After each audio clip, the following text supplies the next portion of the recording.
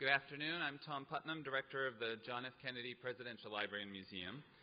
On behalf of Tom McNaught, Executive Director of the Kennedy Library Foundation, and all of my library and foundation colleagues, I thank you all for coming and welcome those watching live via our webcast and on C-SPAN.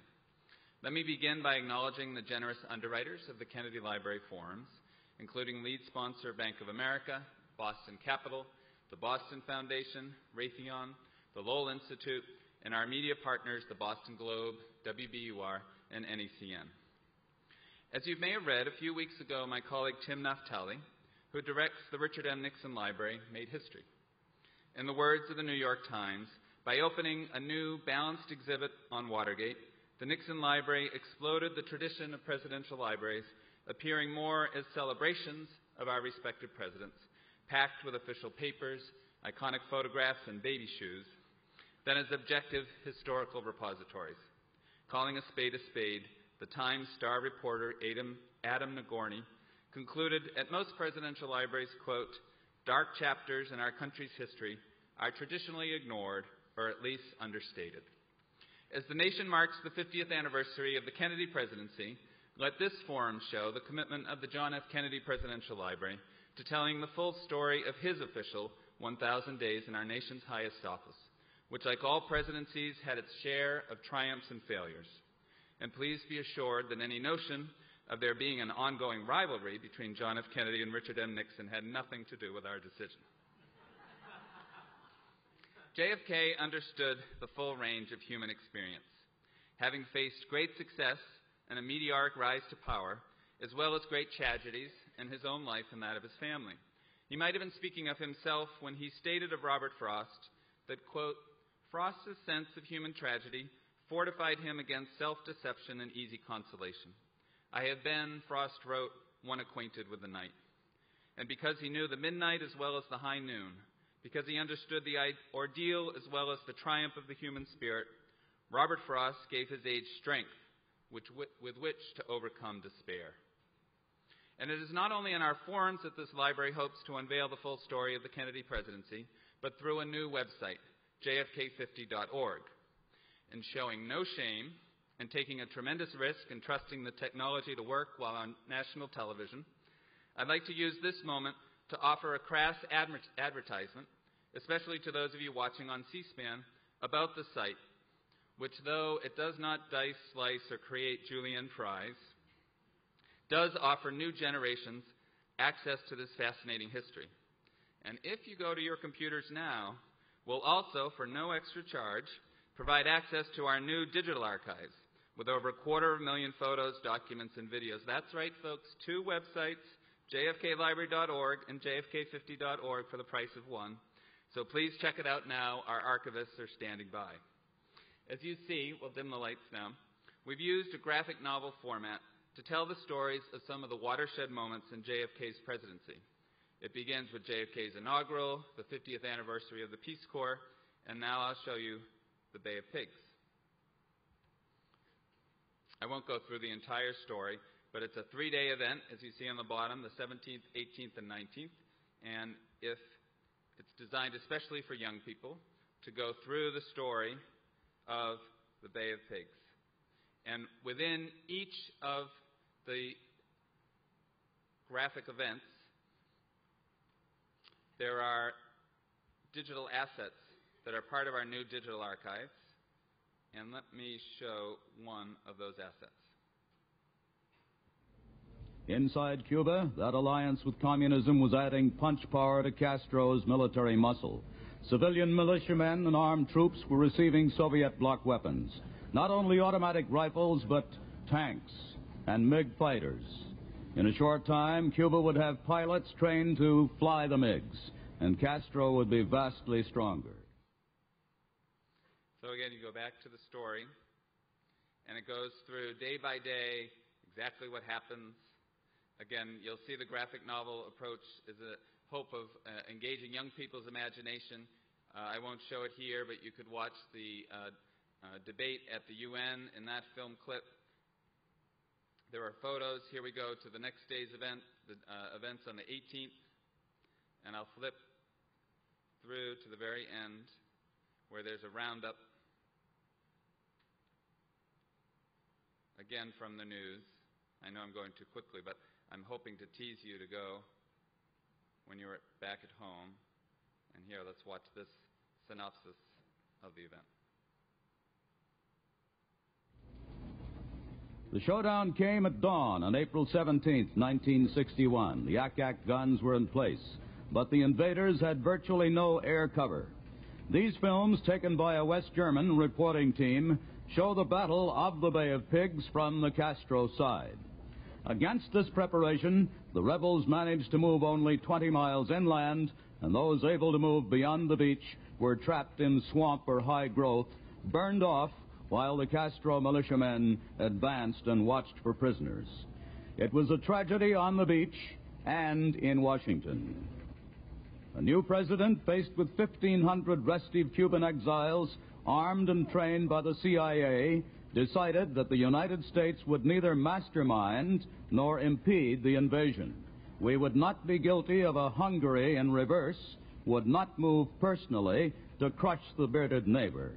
The CIA had failed to encourage the main underground elements in Cuba, and the small band of invaders was forced out, one by one, into the hands of Castro's forces. One writer called the Bay of Pigs the perfect failure. So we can bring the lights back up. We have organized this afternoon a stellar panel to discuss the Bay of Pigs invasion and its aftermath, including, most remarkably, Alfredo Duran, who was born in Cuba, left Havana after Fidel Castro gained power, and then trained as a member of Brigade 2506 and participated in the invasion, believing when he landed on the beach on the night of April 17th, exactly 50 years ago today, that he was going to either win or die. We never believed, he states, that we might lose and live. Peter Kornbluh is perhaps the country's most renowned expert on the Bay of Pigs. A senior analyst at the National Security Archives at George Washington University, he's the author of Bay of Pigs Declassified, the secret CIA report on the invasion of Cuba. An outstanding scholar, like a good reporter, Mr. Kornbluh is an expert on pushing various federal agencies to declassify materials more quickly so that they can be analyzed by him and fellow scholars, allowing for a more complete accounting of many major events in our national history. Tim Naftali, the history maker I referred to earlier, in addition to directing the Nixon Presidential Library and Museum, is a historian and author of 4 books, including One Hell of a Gamble, Khrushchev, Castro, and Kennedy, 1958 to 1964. And we're delighted to have back with us our moderator this afternoon, Adriana Bosch. She is a native of Cuba, received her doctorate from Tufts, and is a documentary filmmaker for PBS's American Experience. Her most recent work was on Fidel Castro. Victory has 1,000 fathers, and defeat is an orphan, JFK stated extemporaneously in his press conference in the aftermath of the Bay of Pigs, and concluded quite simply that the fault was fully his own by stating, "I am the responsible officer of this government."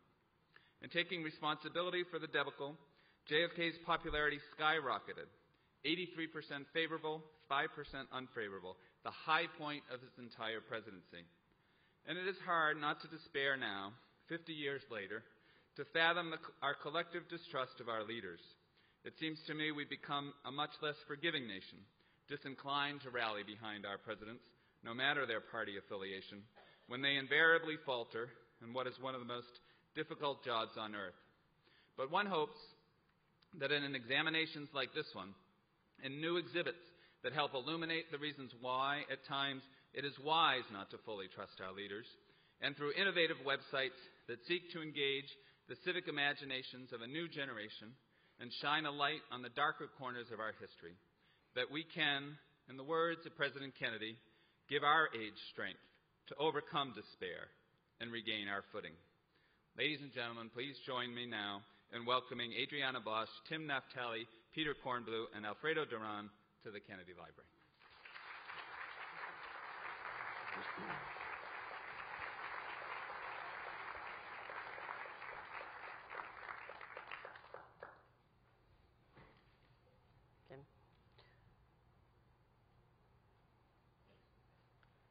Thank you all for being here.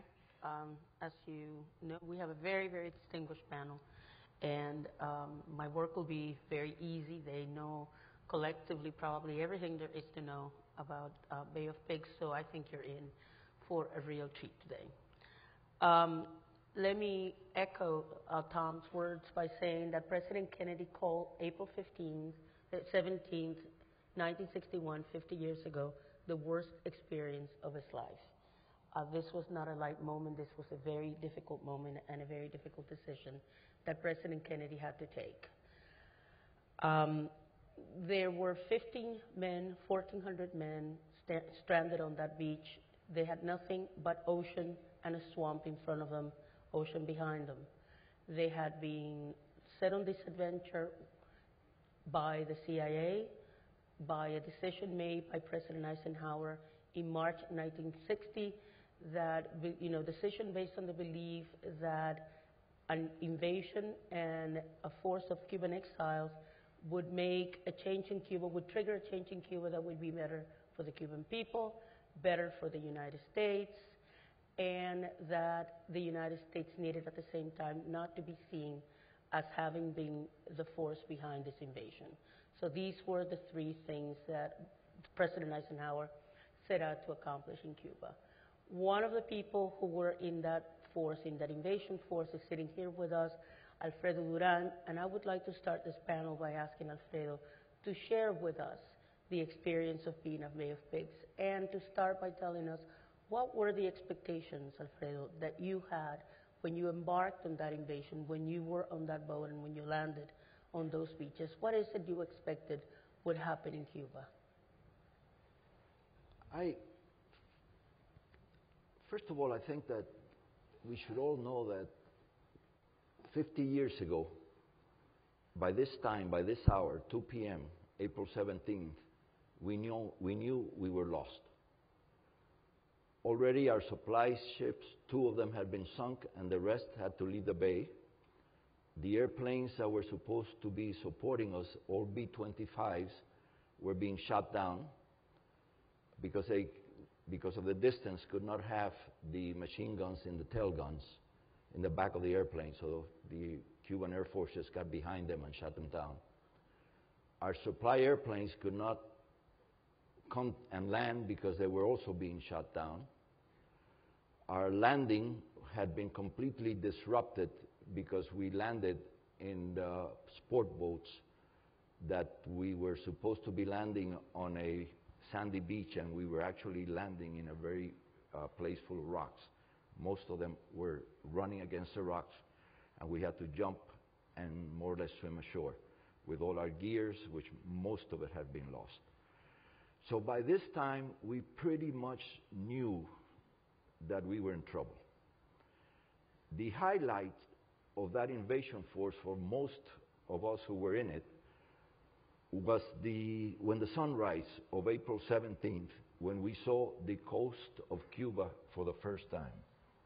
And we thought that we were going to land, we were going to fight, we were going to win, and we would bring Cuba back to democracy and the best for the future of its people and for the nation itself. That was our highlight. After that, it was all downhill. I've been asked to give my personal experiences, so in a very brief time, what seemed to us at that time to be a lifetime, I'm going to try to compress it into 5 or 6 minutes. But this is more or less what happened to me. I was put down on a sports fishing boat, which was supposedly capable of carrying probably 10 persons, and we were 30 or 40 on the boat, with full gear. My boat ran against a rock, and we were all thrown into the sea. We had to drop most of our gears so we could swim ashore. The moment that we were ashore, there was complete confusion because of the way we landed. We first started seeking out our leaders so that we could group together and continue in our plan, which was basically to go towards the city of Cienfuegos, which was on the road next to Girón. I landed there was basically 2 places where we landed. One was Playa Girón itself, and the other one was Playa Larga. Once the the complete confusion of that disrupted landing happened, the whole plan was immediately changed. Things were being done at a very ad hoc way. All of a sudden, my company, which was Battalion 3rd at that time, which were supposed to go towards the city of Cienfuegos, was ordered to go towards the small town of San Blas, which is basically a very small town, which was a crossroad, a road that was coming down from Havana down through the swamp, and another crossroad like this that united the two roads that came down through the swamp. The reason that we were ordered to go to San Blas is because the paratroopers, which were jumping off at San Blas, had been let down in the wrong place, and they, instead of landing in the city or the town of San Blas, they landed in the middle of the swamp and were either lost or had lost a great deal of their supplies. So therefore, they sent Battalion 3 to San Blas to protect the road. We got there, we set up, and immediately, about 2 hours after we were there, the batteries of 120 millimeter Soviet cannons and mortars started arriving and started bombarding us. We were under the bombardment of those cannons and those mortars for 3 full days. We fought, and nobody would cross the road, but we were under heavy bombardment. We had 2 mortars and 2 57 millimeter recoilless rifles, and the rest was basically M1 rifles. But with that, we were able to hold the position during the 3 days. We had, at one of the anecdotes that happened there, is one of the leaders or the commanders of Fidel Castro's forces made a wrong turn and turned right into us while we were guarding the road, and we captured him. And he was riding in a jeep and with a convertible of guards behind him, and he gave up. He surrendered, and basically he gave us the opinion that they thought that the Americans were coming, that they really had a battle in their hands, and that they were very, very afraid, in the sense that they thought that we had a chance of winning. When he saw the number of individuals that we were, that at that point there was only about 50 of us there, and that the type of armament that we had, he told us basically, you're lost, you're crazy. If the Americans don't land, you don't have a chance. And we knew that by that time. During those 3 days, we really did not have a great deal of people on our side who were lost. The Cuban forces really had a number of casualties. First of all, because they were trying to come, they could only come down the middle of the road because there was swamp on each side. So, and every once in a while they would attempt an attack, and with the mortars and the 57 millimeter rifles, we were able to hold them back and created a great deal of havoc. The other problem that they had is that a militia battalion was coming down the road, and probably the last flight that our Air Force was able to make came upon them right when they were in the middle of the road and bombed them and created a number of casualties. I've heard that there was about 200 people that were injured or dead because of that bombing. I don't know, but that's the number that is thrown around. But by the end of the 3rd day, we were completely without food, without supplies, without water, and without ammunition. We had a flight that came over on the last day, on the 3rd day, that came in from Nicaragua and made a supply drop. And basically, the supply drop was rifle bullets for Springfield rifles, and we were using M1 Garand rifles, so the bullets did not fit our rifles. So we know we're in bad shape, and we started falling back towards the beach. we finally reached the beach hoping that two things would happen when we got there. One, that we would be resupplied, or two, that we would be evacuated. None of those things happened. We were at that beach at the expense of the troops that were coming at us without ammunition. And essentially what we did is we did not surrender.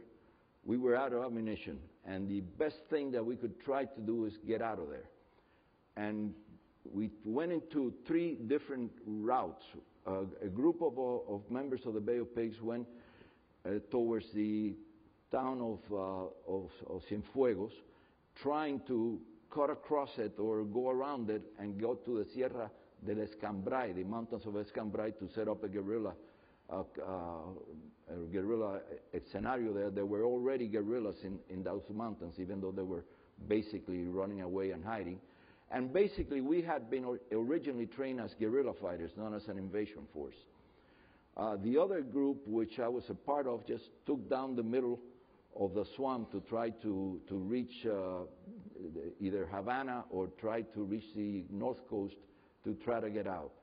And another group took through to the middle of the highway, on the sides of the highway, try again to reach Havana. Very few were able to escape that. The Cuban forces immediately, through almost, you could probably consider it a chain link around the whole swamp of the Ciénaga Zapata. They had militiamen posted every 10 feet or so all around the thing. So it was very, very difficult. As a matter of fact, it was amazing that probably 20 or 30 were able to get out of there. I was personally captured while I was trying to cross what we call in Cuba batey, which is basically the surroundings of a sugar mill, where the workers have their huts and where people work, where the factory is and all that. I was waiting for night to come and to cross it and try to get across it and then try to hit the Cuban Central Highway to somehow either get to Havana or if not get to Santiago de Cuba, which I used to know pretty well. When night fell, I started to cross the batey and I was captured by militiamen with some dogs that barked at me and all that. By that time, I was so very, very deteriorated physically. I had not eaten for 3 days. When you talk about the swamp, you think that it's full of water. It is not. Part of that swamp is what they call in Cuba diente perro, which is sea rock. And there's no way to find water. There's no water there. So I had spent quite some time without drinking water. And since we really believed that we would all be shot, when I was captured, I asked the militiaman that captured us, just give me some water and shoot me and get this over with. And he told us that Castro had ordered that nobody would be shot, that we would be to be taken prisoners, and that our lives would be spared, at least for the moment. So basically, I was captured and I was taken to a hut in the Australia sugar mill, where there already were 6 or 7 other prisoners there. We spent there probably a day and a night, additional day and night, and they kept bringing prisoners until there was about 40 or 50 of us in that hut. And later on, we were taken the next day, we were taken to in buses to what is called the Central Sports Center in Havana, which is basically a sports arena, where we were seated around the arena, and we were processed, identified, and questioned. That is essentially the 3 days at the Bay of Pigs. I've really capsuled it because of the time questions we have. But the most important thing was that in spite of knowing that we were losing, we kept at it until we ran out of ammunition. And we were very, very lucky that Fidel Castro, for some reason, figured out that it would be in his political benefit to declare us prisoners of war and to blame the United States for the reason that we were there, and to demand from the United States that somehow a solution to the issue and create an international scandal with the invasion of the Bay of Pigs. But we were very lucky, because without that, probably we would not have survived, Had we not been declared prisoners of war, our treatment would probably have been different. A completely new set of conduct had to be taken once we were internationally recognized as political prisoners of war. So we were very lucky in that sense. We were very unlucky in the sense that we lost, that our dream was also lost, that as many as 104 members of the brigade died, and that the end result of that is that we have had 50 years of Cuba living still in the 20th century without having a truly evolutionary process towards national reconciliation and democracy. Thank you very much.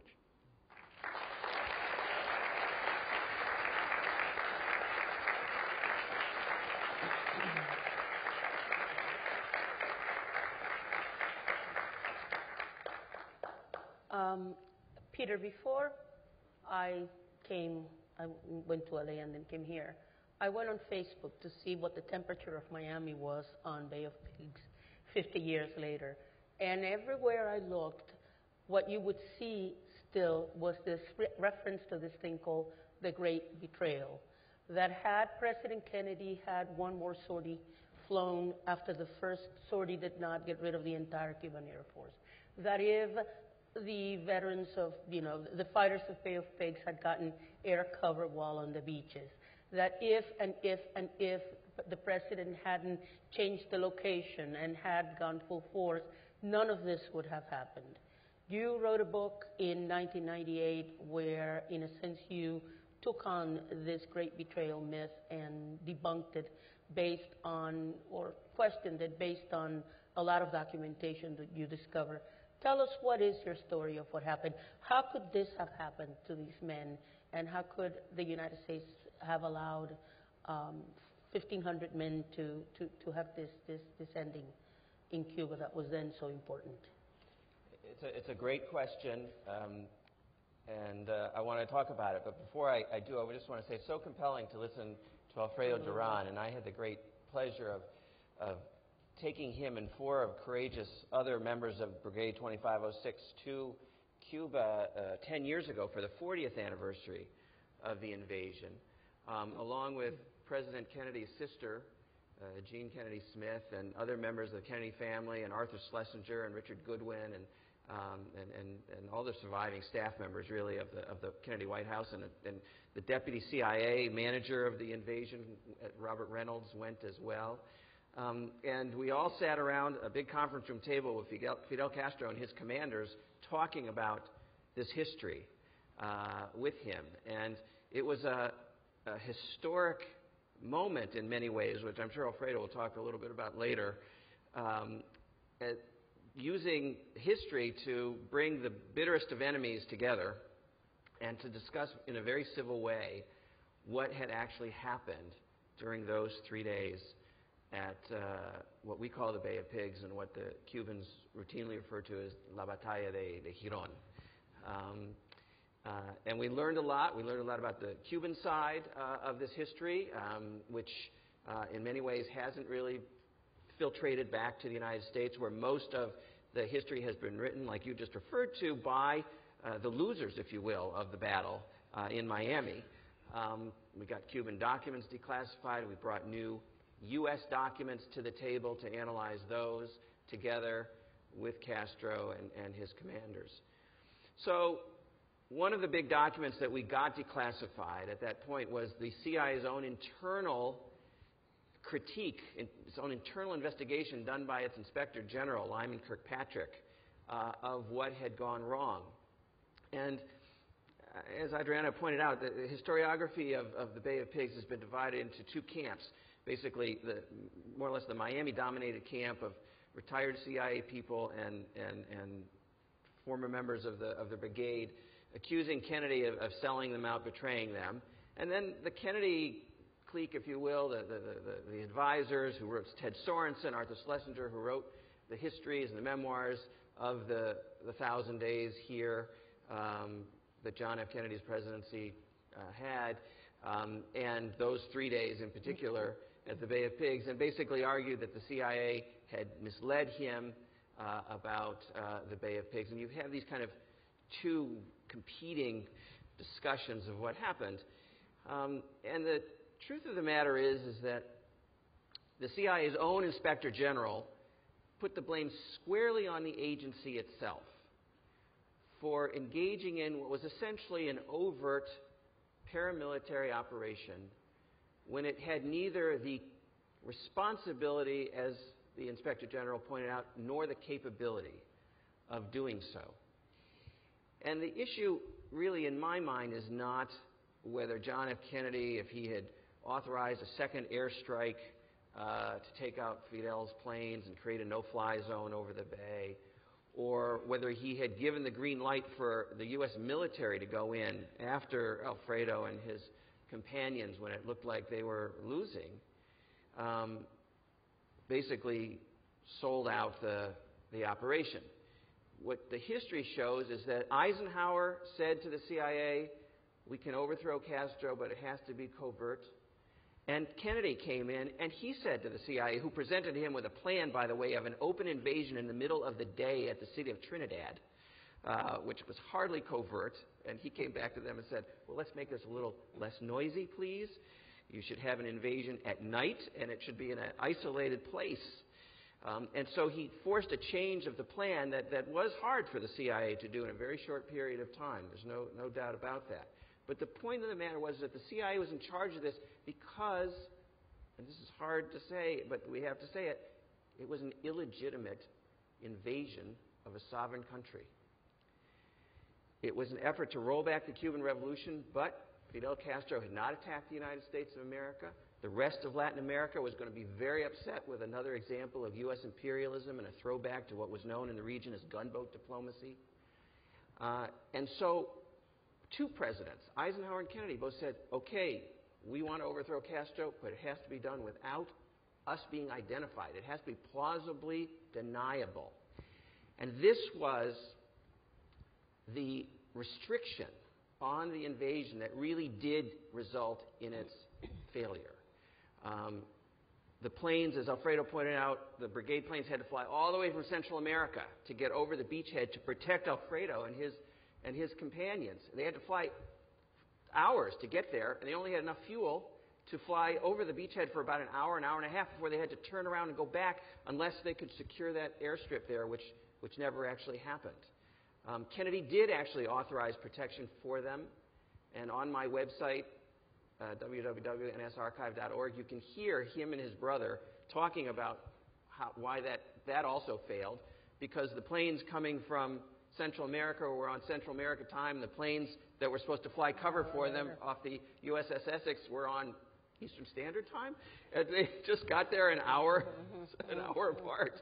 And you can hear, as if you were sitting in the room with them, John Kennedy and Robert Kennedy discussing this on the telephone when the issue actually came up in a Senate investigative hearing several weeks later. So those are part of the restrictions. You couldn't be trained in the United States. We couldn't use U.S. forces directly. Kennedy didn't want any U.S. pilots, although actually 4 Americans did pilot those planes on behalf of the brigade and were killed. And that's the reason why. If the decision was that we had enough of a stake in rolling back the Cuban Revolution that we should invade Cuba directly and openly, that was one issue. That's where the debate was. But the debate at that time was, we'd like to see Castro gone. We can't take the costs of an actual invasion of Cuba because we've signed the UN Charter and it says that we're not allowed to invade other sovereign countries. And therefore, we're going to try and do this on the sly. Not quite on the cheap, because it was very costly, but on the sly. And of course, it didn't work at all. And that's essentially the answer. Thank you. Tim, plausible deniability. I mean, Peter was talking about the notion of becoming yet another example of gunboat diplomacy, relations with Latin America. At the time, the Kennedy administration not wanting to really hurt that. But you look at these things from the context of the Soviet Union, Cuba, and the United States. Could you tell us a little bit about, number one, why Eisenhower is so preoccupied with Cuba in March 1930, And number two, what is it that, in terms of U.S.-Soviet relations, is constraining Kennedy from really going out with a plan that is more overt? What leads him to want even less noise than Eisenhower was willing to put up with? I agree with Peter that that awful day, 3 days, and then captivity that Mr. Duran suffered through was the product of, it was the child of the doctrine of plausible deniability. But in response to your question, Adriana, I'd like to go back a bit and say that to some extent, those days were a product of two different lessons from an event that occurred in Guatemala in 1954. The United States derived one set of lessons from the CIA's role in toppling the Guatemalan government in 1954, and the Cubans and the Soviets derived a different lesson. The Soviet and Cuban lesson, which we only learned about after the Cold War ended, was that you had to create a cadre of people in a revolutionary army that would be loyal to the revolution. And in 1959, when Fidel Castro came to the United States and said in many venues and in different places, I'm not a communist, his brother had sent a mission to Moscow to say to the Soviets, listen, we don't want to be, when we have the revolution we expect to have, because the Cuban Revolution had two phases. The first was a bourgeois revolution to get rid of Batista. The second was a communist revolution. And Raúl and Che Guevara and Fidel expected there to be a second revolution. And they said to the Soviets, we're going to have a hard time because the revolutionaries who helped us overthrow Batista don't necessarily want a communist country in Cuba. In fact, they don't.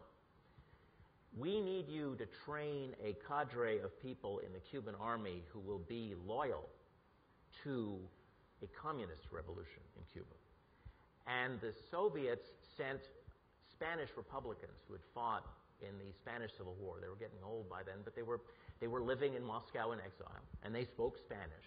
The problem for the Soviets was that not many of them spoke Spanish. And they went to Cuba, and they began the process in 1959 of preparing for that day 2 years later. The lesson that the Soviets had learned from the American success in Guatemala was, if the army turns against the leadership of a progressive country, you're going to lose your ally. The American lesson from 1954 was these countries have very weak governments. And all we need to do is a little shock and awe.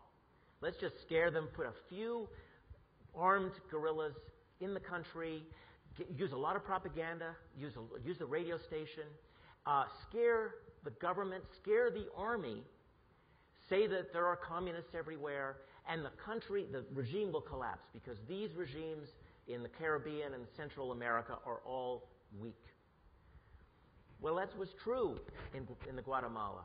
The Arbenz government collapsed when the army turned to Arbenz and said, we're not going to support you anymore. The problem for the United States was that it didn't realize that it was engaged with someone else, that other people could learn lessons from American successes, and that they could actually prepare better for the next go-around. The Bay of Pigs, I would argue, is round 2 of the Guatemala operation. And by then, the Soviets and the Cubans were ready. Now, I believe that in some ways they were deceived as to when it would actually occur, and that gets to a second point. But the fact of the matter is, our government, even though these are different administrations, we do have a permanent government. We do have civil servants. The intelligence community did not change very much. The military community didn't change much. Our government stood still, made certain assumptions about that area while it was dynamic. The situation was changing. And nobody thought to rethink the basic assumptions they had about regimes in that area. The second point I want to make is about plausible deniability. This is really hard for us to understand today because not everything, but most of the wars that we are aware of are very open. We can see them on CNN or Fox or what have you. And we declare war most of the time. During the Cold War, because it was such a strange struggle with the Soviets, on the one hand, we had to interact with these people. We interacted with Soviet diplomats. We talked to the Soviet Union, while at the same time we were trying to undermine their government and the governments of their allies. It was a necessary hypocrisy, given the nature of the international system in that era. John Kennedy comes to power, and we know this from records that are kept in this wonderful library. He came into power with two contradictory objectives in those first few months. On the one hand, he wanted to rid the region of Castro and the regime. On the other hand, he wanted to establish much better relations with Moscow. So while he is signing off on this operation, he is also signing off on an invitation to Khrushchev to meet for a summit conference in Vienna. The two sides had already decided before the Bay of Pigs that they were going to meet for a summit conference. Fidel, who learned of this from the Soviets, was furious. He said, "I'm convinced," he said to Moscow, "you are going to sacrifice me for that summit." The irony is, it wasn't Fidel who was sacrificed for that summit. It was, I would argue, your brigade. Because President Kennedy knew that if he embarrassed the Soviets by being too involved with this invasion, by using American planes, by doing something that would make it clear that the United States was overthrowing the Soviet Union's key ally in the Western Hemisphere, a negotiation in a neutral country for a test ban treaty and to limit the nuclear competition would be impossible.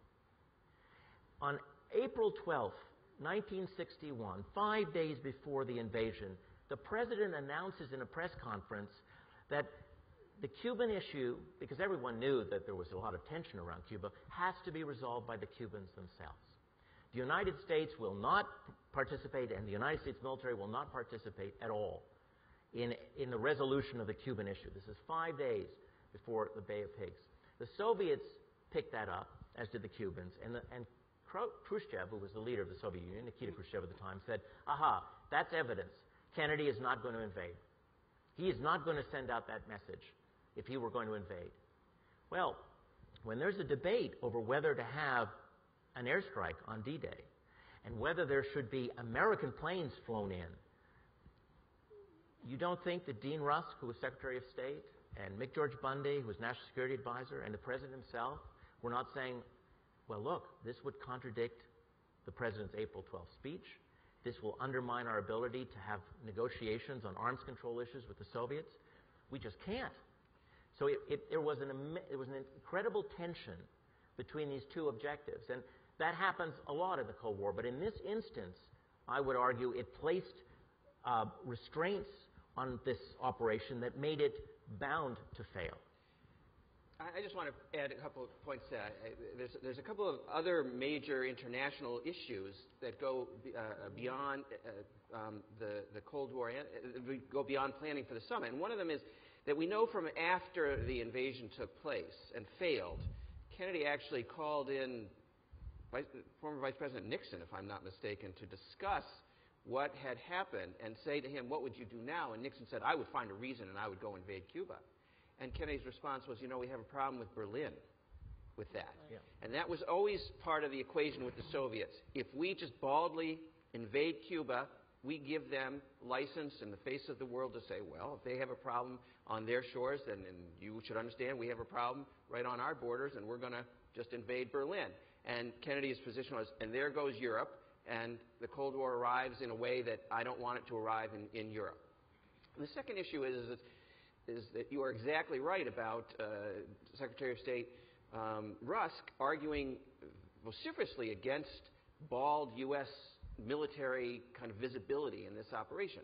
But one of the reasons is that he understood that the Latin America, even which we largely controlled in those days, would be very upset with a bald U.S. invasion of Cuba. Fidel Castro had tremendous popularity in lots of parts of Latin America. And it was, if we invaded, it would be a return to that era of gunboat diplomacy, which the Latin Americans had rejected. We'd already gone through the good neighbor phase, of course. Plus, it would radicalize the populations even further than Castro and his accused subversion in the region was already doing. And so it would make the left ascend in Latin America and create all sorts of problems for our allied kind of military repressive regimes that we were supporting. And those were the arguments that did come to fore, not just with Kennedy, but I think with Eisenhower too, but certainly during those last weeks when the debate was, do we have a contingency plan if Alfredo Duran and his compañeros don't make it? And I should just add, Kennedy was told, yeah, the contingency plan is that the fighters will fade into the mountains and go guerrilla like Fidel Castro did, and eventually they'll be able to do what Castro did, and they'll overthrow Castro. But of course, they failed, the CIA failed to tell Kennedy very explicitly. There was that option when we were going to invade Trinidad, which you've now vetoed. At the Bay of Pigs, there's only a swamp, and the Escambray Mountains and the Sierra Maestra are nowhere to be found. And that didn't really get drilled into him. One of the things that the U.S. government didn't know was the extent to which the Soviets had already started providing military assistance to Castro. By the time of the Bay of Pigs, the Soviets and their allies, the Czechs and others, had given 167,000 rifles to the Cubans, 125 tanks. There were 41 MiG jets that were on their way. They hadn't arrived yet. Also 400 artillery pieces. What we didn't know at the time, and wouldn't know actually until we got access to Soviet records, was that the Soviets had made an investment already into Fidel Castro by this point. By the summer of 1960, the KGB changed the title. It gave its assistance to the Cubans a sort of a name, and it was on all the files. Up to the summer of 1960, the name for the file was Jungtsi, which means youngsters. These are just sort of young revolutionaries. In the summer of 1960, they changed that title to Avantpost, which means bridgehead. In the summer of 1960, Nikita Khrushchev extends a nuclear umbrella around Cuba. And he does it because the Cubans and the Soviets, whose intelligence wasn't particularly good either, thought that the United States was about to invade Cuba, that the United States would do it in order to make Richard Nixon president in the 1960 campaign. And so the Soviets sent a message to the world that we're not going to let Cuba go. That message wasn't really received by the United States. And part of the problem, I think, in the discussions that occurred before the Bay of Pigs in Washington was that, first of all, the discussion was not held by the entire group of the president's foreign policy advisors. Bobby Kennedy, for example, is not given the details, the real details of the invasion plan, but for a week before the event. There's no real hashing out of all the implications. Peter's absolutely right. Berlin was in many minds. But nobody sat down to say, well, can this succeed, and will the Soviets let it succeed? See, one of the unknown questions that we've never had to ask because it didn't come to pass was whether the Soviets would let the Castro regime collapse. They could have sent more materiel. They had jets on the way. They had already made a commitment to Cuba that was very important. And it wasn't so important not just because of the U.S.-Soviet rivalry. It was important because of the Chinese-Soviet rivalry. The Chinese were presenting themselves as the vanguard of revolution in the international community. And were saying, we are and the Soviets are not. And the Soviets were in a contest for leadership of the socialist world with the Chinese. It would have been very bad for the Soviets to have lost Cuba in 1961. Okay. Going back to Alfredo, all of this is happening. I remember being a child in Cuba at the time and looking over the horizon in the middle of this. There were, as it became clear that the invasion was not succeeding, the people in my neighborhood certainly were ready to uprise. There were weapons hidden everywhere, weapons buried, and the moment was being awaited. And the expectation became the planes will come. The image that we had in mind, that I had in mind as a child was, you look at the horizon and the American planes were going to come. Was that your expectation? Did you think when you went into that beaches that the United States would ever abandon you, or was the expectation that if all else failed, the United States would come and save the day, as it had, as Cubans always suspected? The expectations were that we would have the support of the United States. That's what our trainers were telling us. That was what said to us once we were on the boats, and we believed that to be the case. We had been training under the auspices of the United States. What Tim was saying was correct. The Bay of Pigs was to be the Chapter 2 of the Guatemala invasion. As a matter of fact, we were training in Guatemala, in Retauledo and the mountains surrounding it. And one of the reasons, by the way, why that I'm sure that Fidel Castro knew that we were coming is that it was the most publicized invasion in the world. In Miami, every corner knew where we were. Everybody was recruiting publicly. There were people all over the place saying, "Take me, take me." There was basically everybody knew it. Not only that, but in Guatemala, village people would come by the camps all the time, so they knew we were there, and obviously many of them would tell their friends, and their friends would tell, and Castro would know. When we were in Nicaragua, getting ready to get on the boats, with the port workers, many of them belonged to the Communist Party, obviously told the Cuban government that we were on our way. I don't think Castro knew exactly where we were going to land, but he knew we were coming. The problem that we had, the expectation, and that's why I said that on this very first day we knew we were lost, was that the plan, if you took the Bay of Pigs plan on its face, you say, God, this is a great plan, they can't lose.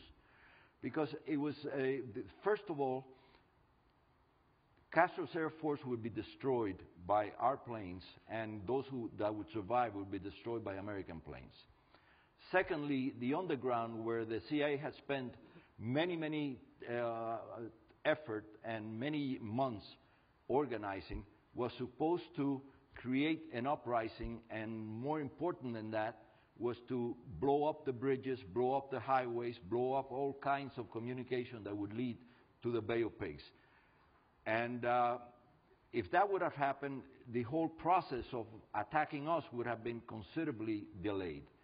But the problem was that the CIA did not let the underground know that we were coming, because they felt that the underground had been penetrated by Castro's intelligence. So the underground did not know that we were coming, so they were not able to do anything. Not only were they not able to do anything, but because the invasion began without them knowing, a great many of them, because Fidel Castro basically on that first day arrested 200,000 or 300,000 people in Cuba, and many of them, everyone that he thought or suspected or believed or someone said that were against him, were arrested.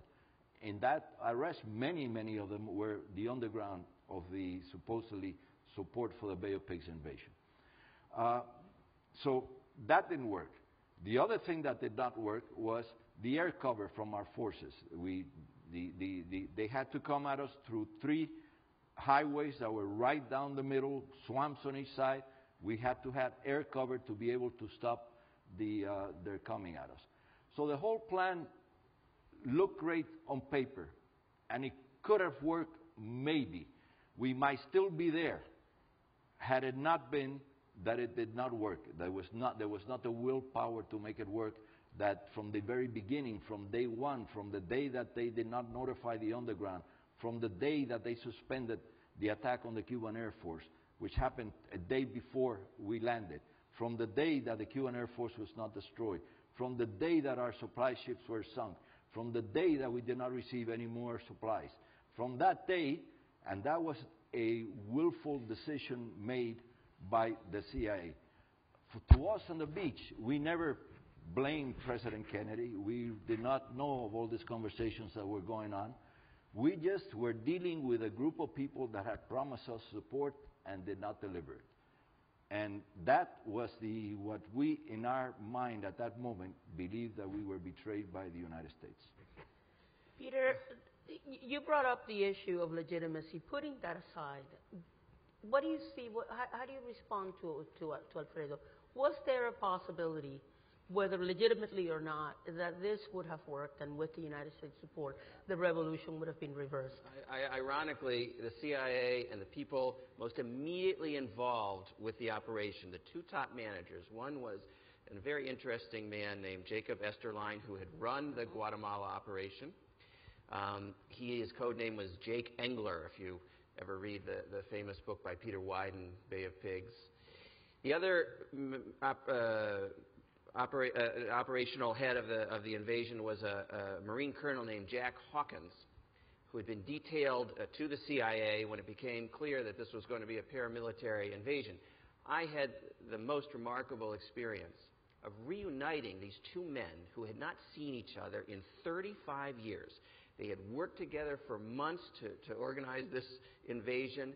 The whole thing had gone sour 50 years ago today, and they'd gone their separate ways. They'd never seen each other again, and I reunited them for the 35th anniversary of the Bay of Pigs in a hotel in Washington to sit them down together, talk to them about what happened. They themselves, I have to tell you, felt betrayed by their own superiors. And interestingly enough, we've recently learned that they and the CIA people in November of 1960, just after John Kennedy had been elected and the CIA was getting ready to brief him on this plan, they in a meeting had determined that the plan would fail. We've learned this from declassified histories, which we're still trying to get the rest of, by the way, so that we know the full history of the Bay of Pigs. And yet, the briefers went to Kennedy and sold the plan to him. And then these two managers, Esterline and Hawkins, on April 8th, 1961, went to Richard Bissell, the architect and deputy director of plans for the CIA. They went to his house in Cleveland Park, Washington, on a Sunday, and they said to him, "We're resigning because the plan is going to fail, and you have not gotten the president to understand that you need certain things when you invade a country paramilitarily. You need air cover. You need those planes to be gone. You need sufficient force to protect these men, and we don't feel they're protected. The plan's not going to work. We're resigning." And basically, as Esterline told me in the interview I did with him on the 35th anniversary, he said, "Well, Bissell kind of impugned my loyalty. He said, if you guys resign, certainly it will fail.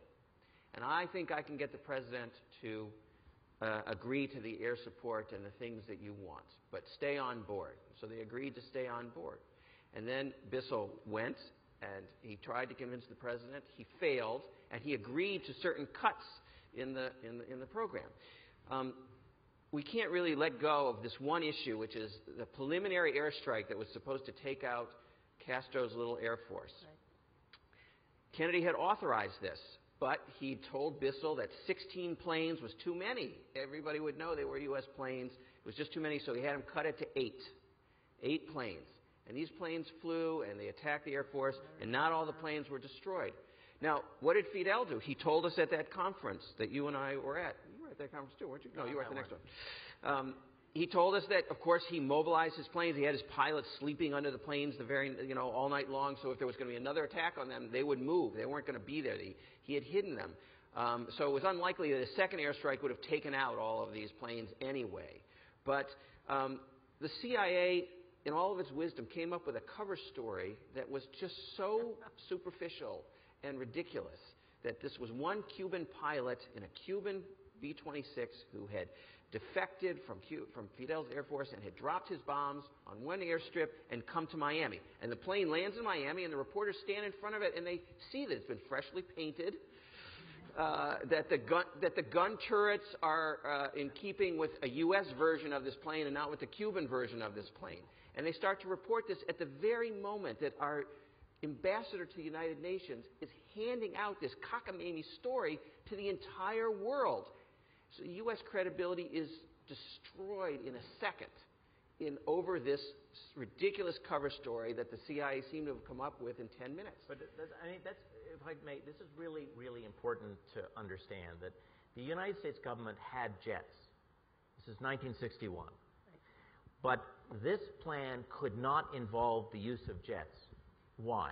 Plausible deniability. We had to be able to pretend that the United States was not involved in an organization, in an operation that it had organized and paid for. The little clip that you saw in the introduction of, I think it was Walter Cronkite actually reporting, but of saying that the United States decided it wouldn't be the mastermind of this invasion. That's not true. The United States was the mastermind of this invasion, but with very restricted political curtailment that led to this. If we wanted to invade Cuba openly, the revolution would not have endured these 50 years.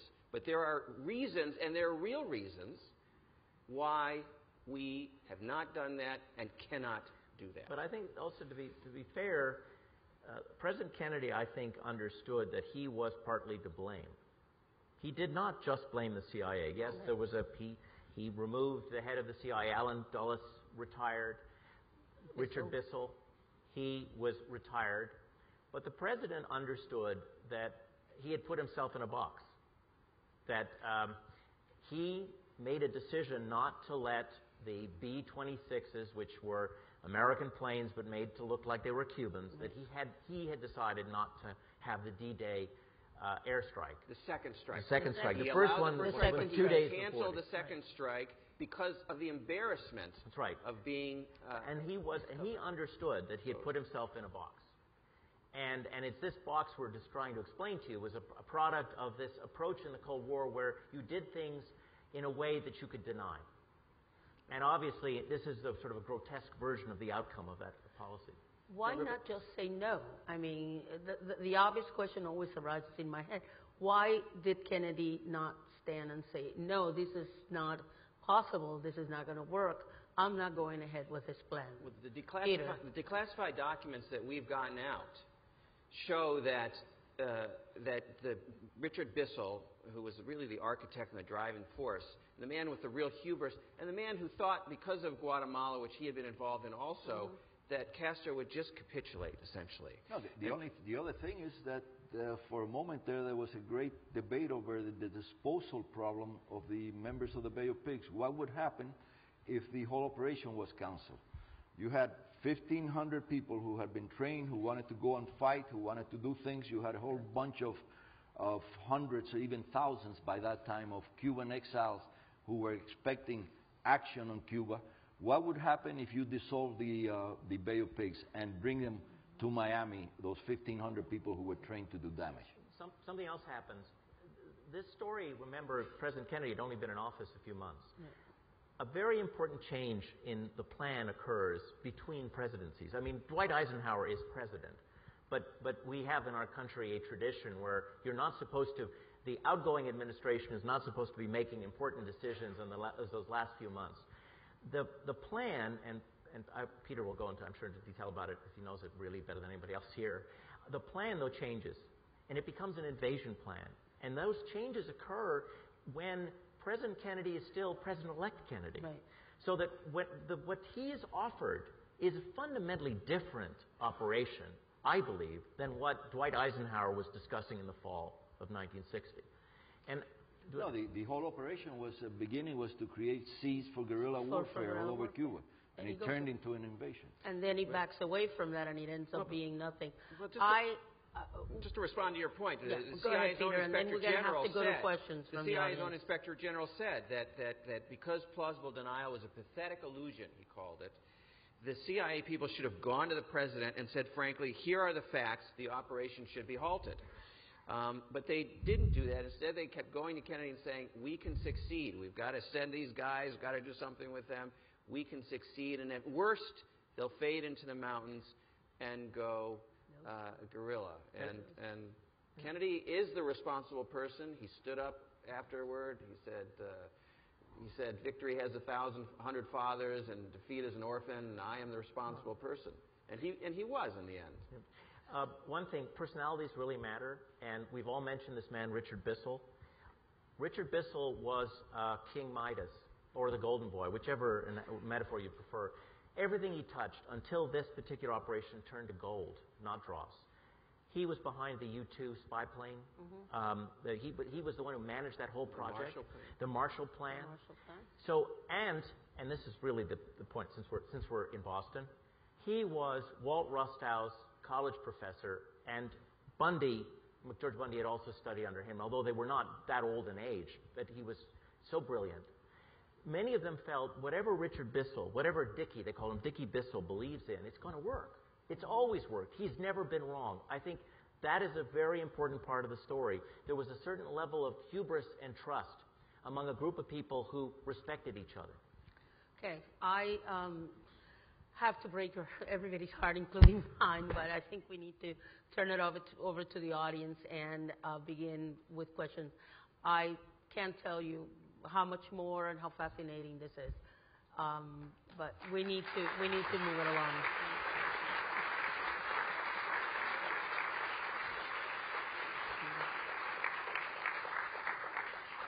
And maybe next year we should do it again, huh, Tom? Questions, please. 50 years later, does the naval base in Guantanamo have any economic input to Cuba? I think that both the United States is, for many, many years, says that base should be returned to Cuba. The only thing I know about the economic input that base might have to Cuba is that the rental payment, which I think is $20,000 or $40,000 a month, all those checks, Fidel Castro has them uncashed in a drawer next to his desk. I have a question I'd like to ask, and I think it's about the legacy of Bay of Pigs and what it did for President Kennedy, and what it did for the CIA, Peter, subsequently, in a sense. How did the CIA then continue to become involved in Cuba, and how did that damage the reputation of the presidency and of the CIA? The legacy of the Bay of Pigs is something that we are still experiencing today. Cuba, just this weekend, has organized its Communist Party Congress on this anniversary, which of course is also the anniversary of Fidel saying that Cuba was a socialist state. So it reverberates in U.S.-Cuban relations, and it reverberates in Cuban history, where I think they're using it to say that we had a victory over Los Yankees 50 years ago, and we can have a victory over the economic problems that we confront today and move forward with another 50 years of our revolution. But very quickly, there's the mixed picture of the legacy. On the one hand, the Kennedy brothers, the lesson was we got zapped on this thing, and we've got to come back strong and really kick that little dictator's tuchus, as hard as we can. And Kennedy, imposed the broader trade embargo. He authorized Operation Mongoose, a whole new set of covert operations to create an uprising and overthrow Castro. He authorized something called autonomous operations because he understood that the CIA's relationship with you and your friends in the aftermath of this was not going to be positive. So he just have the CIA give you money, have the militant exile groups do their own sabotage operations, and that went on into the Johnson administration. And of course, this continued aggression, which Fidel believed and the Soviets believed would just lead to another invasion, really had a direct path to the decision to put missiles into Cuba and the Cuban Missile Crisis. So the legacy really led to, I believe, one of the most dangerous periods on the face of the earth at that time. The other part of the legacy, though, is that it was over getting you freed, you and 1,100 other of the brigade members freed, that the United States and Cuba engaged in its very first serious negotiations, starting with a meeting with Che Guevara and Richard Goodwin, Kennedy's aide in Montevideo, Uruguay, where Che Guevara says to Goodwin, "Thank you for the invasion at the Bay of Pigs. It was a great political victory for us. It allowed us to consolidate the revolution and transformed us from an aggrieved little country into an equal."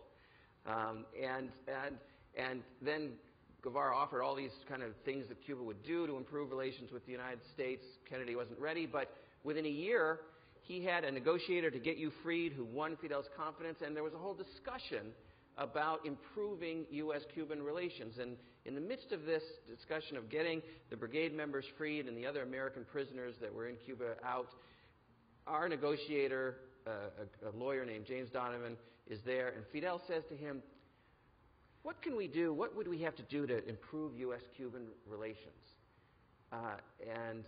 Donovan says, "Mr. Premier, do you know how porcupines make love?" And Fidel says, "No, I don't." And Donovan says, "Very carefully." And that is how you in the United States will go about improving relations. Of course, another almost 50 years has gone by since then, and we're still very carefully looking at the issue of U.S.-Cuban relations. Question from left microphone. You were, I think, anticipating my question, which is how did folks come home? There's also a meeting Kennedy has with them, and I think it's Miami. And I wondered if we could hear that part of the story. The negotiations, once Fidel Castro captured us, declared us prisoners of war, and a negotiation started. In Miami, the relatives of the members of the brigade created what they call the family committee. And over the month, even Fidel allowed us to appoint a group of prisoners, one from each of the battalions, to come to Miami and talk to the U.S. government and to the people here to try to get our rescue. We have been placed a price upon our heads. There were 4 scheduled prices: $500,000 for the 3 chiefs of the brigade, $100,000 for those who were upper middle class leaders, or other leaders of the brigade, people who were more or less leaders or economic or members of the upper classes in Cuba, $50,000 for the middle class, and $25,000 for what they call lumpen, the lower class. So that came out to $62.5 million. That created several negotiations. The Cuban Prisoners Committee came to the United States twice. They returned every time they returned back to jail. And Bobby Kennedy, with the support of the family committee, created there was a non-taxable organization, and Bobby Kennedy basically pressured a whole bunch of U.S. industry to donate money, equipment, and things, and finally, tax-free $62 million were raised to buy that in food, medicine, and tractors. And that's how the price was achieved, the $62.5 million. You were expensive. Yeah. Yes, I know. At least I know what I'm worth. I was going to say. In $1961. Gentleman on my right. Thank you. It wasn't clear to me the positions that were held by Bissell and the 2 guys that came to see him on a Sunday, Engler and another person. Who did they report to? And the second part of the question, if in fact they reported to Allen Dulles, was Allen Dulles a holdover from the prior administration, and did that have any effect whatsoever on the situation? Peter, go ahead. He was a holdover, and might have stayed even longer if not for this. Bissell reported only to him. Bissell was the deputy director of plans. He was the supervisor of the 2 managers, Hawkins and Esterline. So they were all CIA. The 3 of them were CIA guys. Well, no. Hawkins was a military Marine colonel detailed to the CIA for the time frame of this operation. Okay. And Esterline was a senior CIA operative, former station chief in Venezuela, ran the Guatemala overthrow of Arbenz, and so a senior CIA operative. Because of the secrecy of the operation, the analytical side of the CIA did not participate in designing the plan. So it did not actually represent the best thinking that the CIA had on the situation in Cuba. And also, because of the way in which it was organized, the Joint Chiefs of Staff, who are generally the President's principal advisors on military matters, decided to give it a pass. They looked at it, they gave some advice, but they weren't aggressive in checking it because it wasn't their operation. And one of the lessons that President Kennedy learned from this was to have much better, much tougher, much more aggressive military advice, and that leads to Maxwell Taylor coming into the administration. The military had a code name for this operation, and it was Operation Bumpy Road. It was very appropriate. There was one other factor to this whole operation that we haven't mentioned, which is that Bissell authorized an assassination plot against Fidel Castro in August 1960 as part of this plan. And he sent, very few people knew about it, including Jake Esterline, who was running the whole invasion. And somebody, the CIA director of the Western Hemisphere came to him and said, I need a check for $80,000. And then I'm going to need another one a week or two from now for $80,000. And Esterline says, well, I'm not signing anything unless you tell me what it's for. And he said, oh, you can't know what it's for because you're not cleared. And Esterline said, well, then you're not getting the money from the Bay of Pigs budget, which started, by the way, with a budget of $4.4 million and arrived at a budget of $46 million a year later. And Esterline finally was told this money is to pay the mafia people that we're working with to transport poison pills created by the CIA's Technical Services Division into Cuba to assassinate Fidel Castro as part of this plan. And Esterline was actually against this, what he called the poison bullet component of the plan, because he felt that Bissell would think that they'd get rid of Fidel this way and create chaos and the invasion would succeed, and would attach too much importance to something that was unlikely to happen and not pay enough attention to the nitty-gritty parts of the operation that were necessary. Adriana, you asked a question about legacies. I think the Bay of Pigs made President Kennedy a better decision maker. I think one of the things he learned from this was to ask tougher questions of his advisors and to have better discussions. And you can see the lessons on display in the tapes of the Cuban Missile Crisis discussions. Absolutely true. Don't trust the CIA, don't trust the military when they give you advice. Yeah. Think about it for yourself. That was those tapes and the decision-making in the Cuban Missile Crisis, I believe, is the legacy of the Bay of Pigs failure. Of course, Peter, that was just one in many assassination plots that really accelerated later under Operation Mongoose, you know. Let me, the gentleman. I think you're beginning to answer my next question. I was wondering, since Kennedy sort of allowed this to fail and cut the costs and cut the equipment and was concerned about his association with Khrushchev, why did he say yes to this thing? Why did he release it? Why did he let it go? Well, we've talked about that somewhat already. He was briefed in a way in which he was told that if he didn't go forward with this, there'd be this disposal problem. He, a new, young, viral president, would be accused of not having cojones to go forward with this, and he was told that by his CIA director, Alan Dulles. He was told by Bissell, who all of his aides worshipped as a god of intelligence, one of the best and the brightest, that even if they didn't hold the beachhead, Alfredo and his friends could fade into the mountains and keep fighting with U.S. support. And he decided to let it go. We have to remember also that candidate John F. Kennedy made Cuba an issue in the election. That's right. So that, and you know, Washington is a mean place sometimes. If he had canceled this, you don't think there would have been leaks about how the president was offered, this young president was offered an opportunity to rid us of the Fidel Castro problem. And unlike Eisenhower, who had taken care of Guatemala and taken care of Iran, this president wasn't up to the task.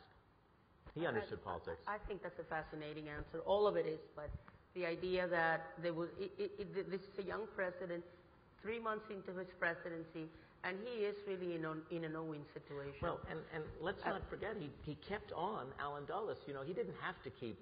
You don't have life tenure in this country if you're the director of Central Intelligence. Similarly, he kept on J. Edgar Hoover. He recognized that there were certain areas where he was vulnerable to political attack. And, you know, ultimately gets bad advice, but he's the one who decided to take it. The gentleman on the right.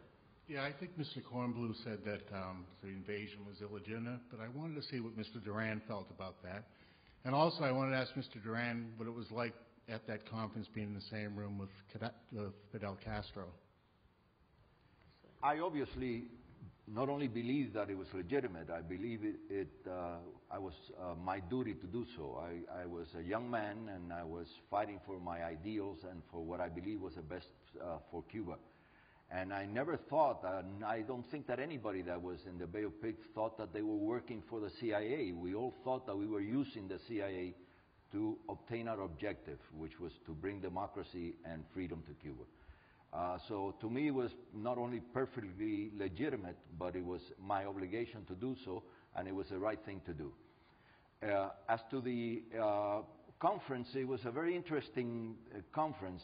Peter put on a tremendous thing, which took quite some time to put it together. One of the problems that it had was that the Cuban government at the beginning would not allow 5 members of the brigade to attend, because their position was that we were mercenaries, that we belonged to the CIA, and since members of the CIA were going to attend, there was no reason for us to be there. Finally, they accepted the premise to go, and we had some negotiations for our attending the conference. One of them, there were 4, but the primary one was that we would not accept to be called by anybody in Cuba that we were mercenaries, that we were not mercenaries, that we were Cuban, and we went there because we felt an obligation, and we felt that we were doing our duty. And I went with I changed my whole concept, and it's too long to explain it now because we don't have time, of the Cuban process at the end of when the Soviet Union disappeared. It was the first time in the history of Cuba that there was no foreign government influenced the decisions that Cuba could make. There was no longer Spain, there was no longer the United States, there was no longer the Soviet Union. And that moment was too precious not to take advantage of. And I came out in favor of a dialogue amongst Cubans. And I came out against the embargo, and I again came out against the present foreign policy of the United States to Cuba, which hasn't worked in 50 years, it isn't working now, and it won't work in the next 50 years. And so my position was that I wanted to go, and wanted to talk, and I wanted to try to convince people that what happened, and that we should look forward. But before I finish, I'm going to say a small anecdote. Fidel Castro was explaining on the map how the whole process of the invasion. He came to San Blas, which is the place where I fought, and he was explaining how it happened. And I raised my hand and I said, Mr. President, it was not exactly that way. And he says, well, come up here and explain your version of it. So I go up and I start explaining my version of it. And he called General Fernandez, who was vice president of Cuba at that time, and was truly the person who directed the military operation against us. He studied here in Fort Benning. He had been a military officer in Cuba. He was very well trained, and he ran the operations against us in Cuba. And when Fernandez came, he came up and he says, well, Mr. President, the mercenaries came here. And Fidel Castro said, no. We don't call them mercenaries. We call them compañeros invasores. and that is, and to me, invading comrades. And the other thing that happened was he then called the person who had been throwing mortars and cannons at us for 3 days, who was a colonel. And when that colonel came up to the board, I was standing there, and he came up to me, and he stretched out his hand, and I grabbed his hand, and we shook hands. At that moment, Peter can probably tell you, the whole audience of that, newspaper people, everyone that was in that room stood up and started applauding. And up until that moment, that place was like a refrigerator. It was tense. After that moment, the whole thing warmed up, and we really, really got down to the discussions of what happened at the Bay of Pigs. I went there without hate for anybody. I went there thinking of Cuba's future. So that's why I had no problem going.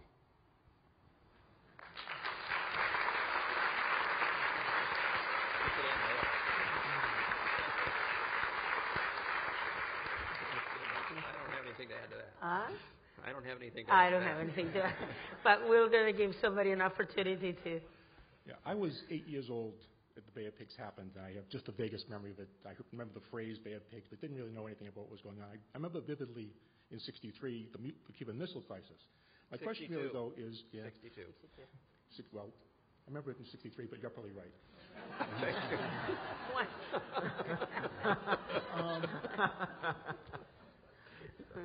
My question really is slightly preceding the Bay of Pigs and the issue of Batista and Cuba being ruled by Batista before Castro overthrowing Batista. Was Batista controlled? Was he a CIA type? Was he put in by the United States? Batista, was he supported by the United States? Or is this a separate question? I don't mean to... Yeah, I think that is a separate question with a very long answer. And the short answer is no, but yes. I mean, Batista came to power in a coup, and the United States subsequently did have good relations with Batista, but at some point toward the end of the Cuban Revolution, the United States did withdraw its support for Batista, and it's more complicated than I think we can entertain. I think we have time for one more question on Bay of Pigs. If anyone, okay, somebody's coming to the microphone.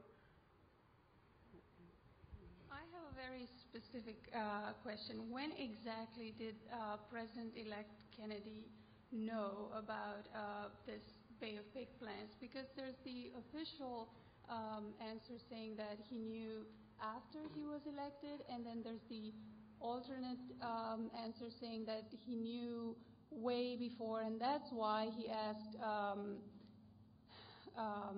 Vice President Nixon during one of the televised debates, what was the Eisenhower administration doing about Cuba, precisely because he knew that Nixon would not blow the whistle on the operation. So when did Kennedy know about this? And was he fair in asking that question? I guess not, if he knew. Well, we certainly can discuss this at some length because we've studied it at some length. And the two things happened. One is that Richard Goodwin, one of Kennedy's aides and press agent during the campaign, on his own wrote up one morning in October a press release demanding that the United States, blasting the Eisenhower administration for not doing more for the fighters of freedom. This was a phrase he coined long before Ronald Reagan came along and called the Contras in Nicaragua freedom fighters, and kind of put the issue on the map before the debate. And then the debate took place only a few days later, and Kennedy decided to pursue this, in part because from their polling, their informal polling at every stop along the way with the crowds, Cuba was an issue and Castro was an issue more than Khrushchev was an issue among the audiences. And so they decided to take a hard line. At that point, Kennedy had not been really briefed. He had had a briefing from Allen Dulles, but not in any way, shape, or form about this particular plot. It was a much more general briefing, and his more specific briefing only came in November, after he was elected. And if the candidate, John F. Kennedy, had been briefed on the plot, that what he did in the debate would have been wrong. But I agree with Peter. There's no evidence that he was briefed on the plot. There is evidence that he got CIA briefings, though. Right, but not about this. Not about and frankly, you shouldn't be surprised, because this plot was so closely held within the CIA. It was, and the tradition in that era for the CIA was not to share. Now presidential candidates are more fully briefed, but I suspect they're not briefed on covert action. I don't know for a fact, but I don't think so. But this was so tightly held in the CIA, it's almost implausible that he would have. It is implausible, I think, that he would have been briefed on a covert operation. But so that you remember this history, there's another side to it, which is that Richard Nixon in the debate then says to himself, "Oh my God, how am I going to respond?" And he says, "I have to to himself." I mean, he's basically thinking in his head, "I have to protect this covert plot." And so he comes out with a whole statement about how the United States, it's irresponsible what John F. Kennedy is saying because the United States has all sorts of international treaties, and such support in an invasion would be illegitimate, if I could throw that word out again. And he says this publicly, which is so ironic that he feels that he has to take the other side and offer the argument against a whole covert operation that he has been supporting more or less all along. And for many months, he believed that this had cost him the 100,000 votes that he lost the presidency by appearing soft on Cuba. Okay, I believe we are done. I would love to thank everyone here. Thank you very much. Thank you, everybody. It was fun. Thank you.